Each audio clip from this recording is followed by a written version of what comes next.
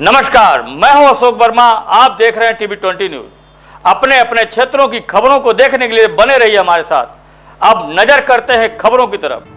संसद में टीएमसी सांसद सयानी घोष के बयान पर यूपी के आजमगढ़ में सियासी जवाब सामने आया है। राष्ट्रीय सनातन सेना की प्रदेश अध्यक्ष पूजा सिंह ने तीखी प्रतिक्रिया देते हुए प्रधानमंत्री नरेंद्र मोदी के समर्थन में बयान दिया, जो अब सुर्खियों में है।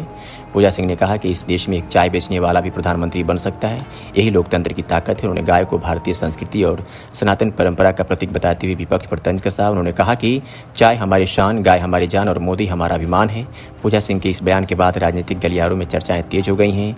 दुर्गा शक्ति सेवा ट्रस्ट से जुड़ी पूजा सिंह इन दिनों अपने तेज तर्रार बयानों के चलते चर्चा में है और कम समय में उन्होंने राजनीतिक पहचान बनाई है। उनके इस बयान को संसद में दिए गए तंज का जवाब माना जा रहा है।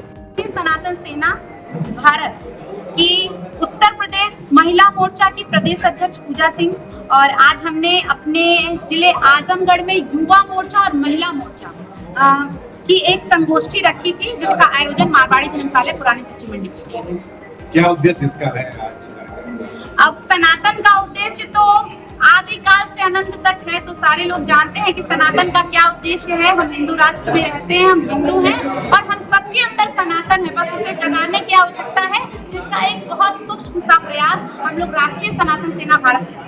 आज जो कार्यक्रम के माध्यम से लोगों को क्या संदेश दिया गया? आज कार्यक्रम के माध्यम से लोगों को संदेश दिया गया कि किस तरह से सनातन क्या है और हिंदुओं में वह किस तरह से विद्यमान है और हिंदू कौन है और भारत देश में रहने वाले सभी लोग जो हैं वो हिंदू कहलाएंगे और किस तरह से गाय हमारी माता है, जिसका दूध पी के हम लोग इतने दिन से बड़े हुए हैं।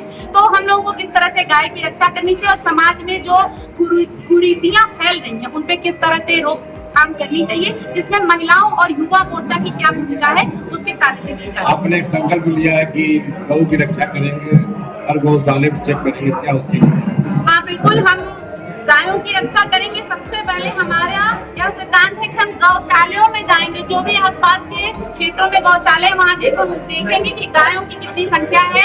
10 दिन बाद फिर जाएंगे, 20 दिन बाद फिर जाएंगे, ताकि हमें गायों की संख्या और उनके स्वास्थ्य के बारे में भरपूर जानकारी मिल सके। और जब गौशालाओं में गायों की संख्या और स्वास्थ्य सही रहेगा तो हमें लगता है कि अपने कार्य को बहुत अच्छे से कर पाएंगे। अपने संगठन को मजबूत करने के लिए लोगों से क्या?